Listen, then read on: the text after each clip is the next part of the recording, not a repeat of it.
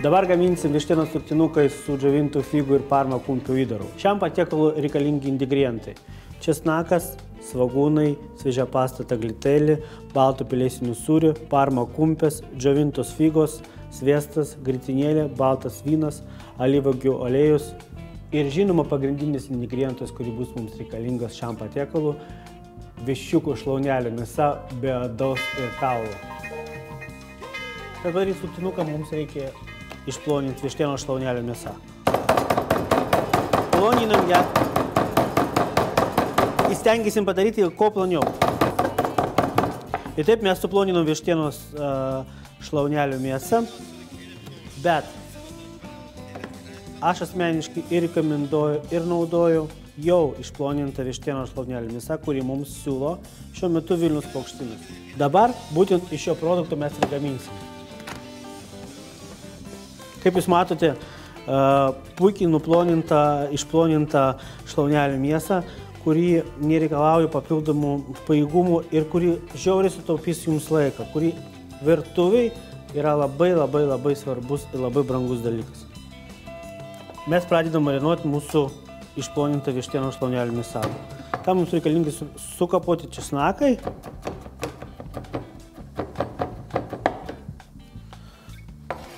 Labai smulkiai gražiai sukapuojam česnakiukus.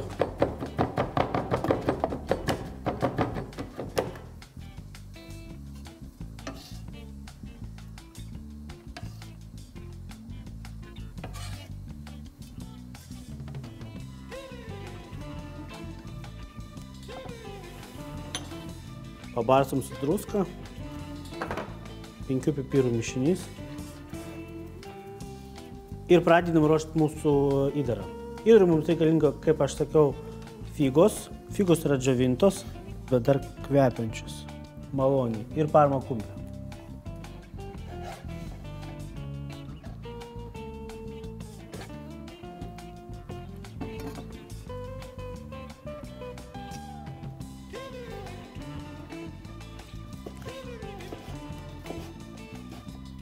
Supjaustam figos griežinėlis.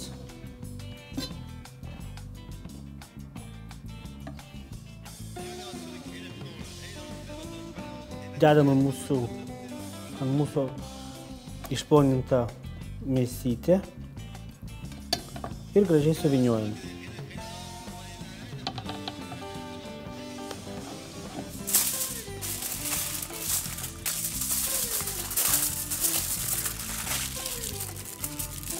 Padarom tokį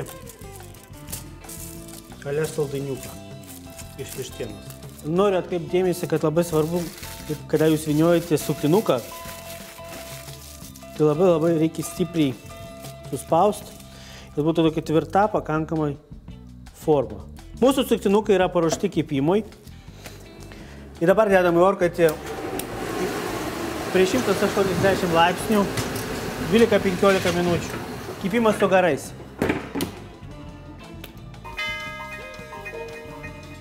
Sekantį pajėgumą mes skirsim padažui.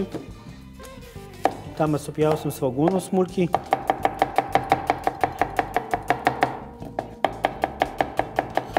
Smulkiais kubeliais.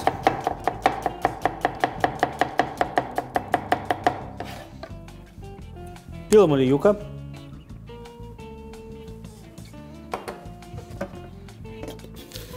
Dedam svogūniukus.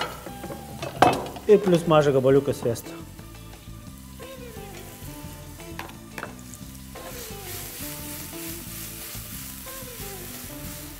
Ir dabar pilam vyną, baltą sausą vyną.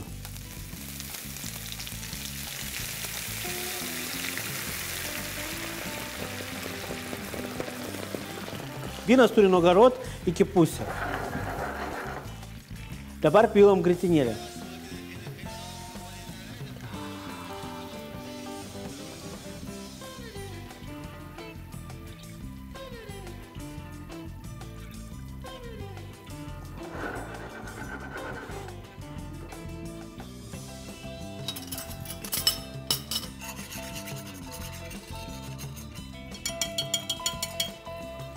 Labai svarbu, kad vynas būtų nugarintas. Jeigu mes nenugarinam iki galo, tai gali būti taip, kad susitrauks grietinėlė.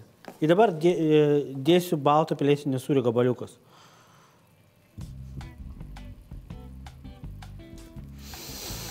Aš jau jaučiu tą aromatą. Nepakartojimo. Dabar mes supilėm mūsų padažą į blenderę.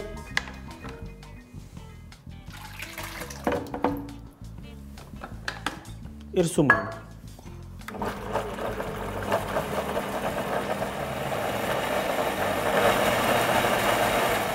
Mums prireikia tik 1 minutę, kad sumalt visus ingredientus ir kad pasidarytum vientisą masę.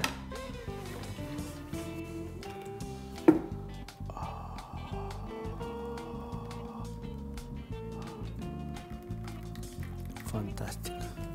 Mums liko tik pagardinti mūsų padažą ir mes panaudosim česnakinius laškelius, 5 pipirų mišinį ir šviežią raudonėlio. Permaišim.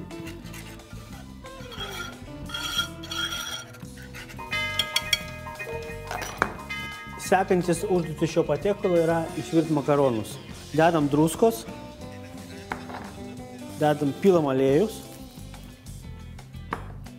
ir suberiam svežią pastą, kurį vadinam taglitelį, ir verdam maždaug apie 2 minutės.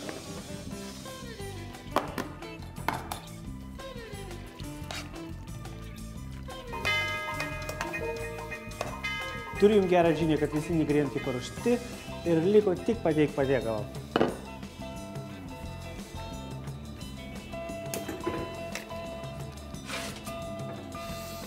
Traukiu mūsų suktinukus.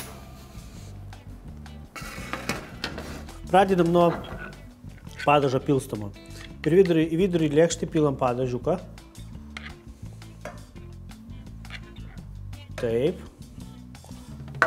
Tada susukum makaronus ir dedam per vidurį.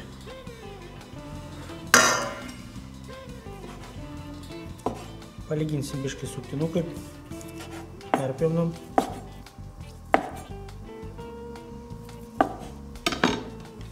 Ir dedam.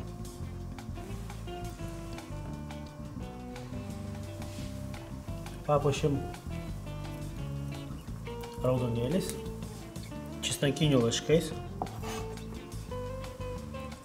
paberiam pipirais ir apšlakstam alyvuogių aliejum.